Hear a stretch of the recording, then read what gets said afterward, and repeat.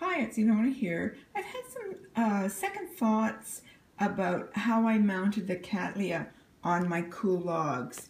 I had it mounted like I do this Dendrobium unicum that apparently wants to have more moisture. As you can see, it's pretty desiccated because before I put it onto the log, it didn't get enough moisture. But I've noticed that the moss that I've put, sphagnum moss, stays fairly moist on the log here. And of course, Cattleyas don't really want to have moist roots all the time.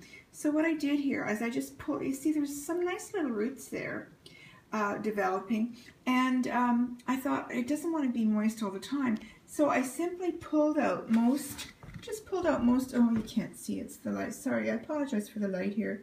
I pulled out most of, or maybe it's the focus. I pulled out most of the moss and just left a tiny little bit because I've noticed that the moss doesn't dry up as much. The other thing that I might do is I might let the Kool-log actually dry out of water. As you might know, you pour water into the top of the Kool-log, and then the water transpires through to the roots of the plant. So there's enough moisture that should come to the roots when I do that. So I will let it dry out, and then I will add water, and I'll see how that works.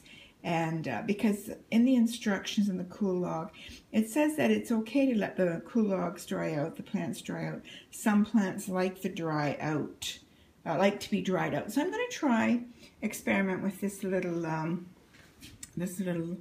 mounting of my Kool-logs, and I hope I don't lose those two little, I don't know if you can see those little roots here. So, oh, it's not focusing for me. Oh well. It's early in the morning, I can understand.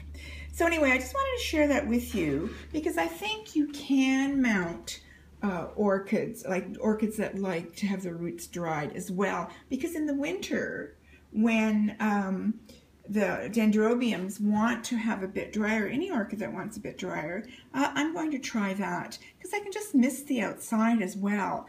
So I'll be experimenting, and of course I love to experiment, so it keeps me interesting. I don't find it frustrating in any way.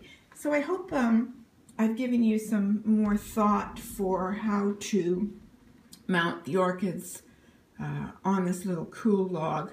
So yeah, so just some more food for thought. Well, bye. See you next time.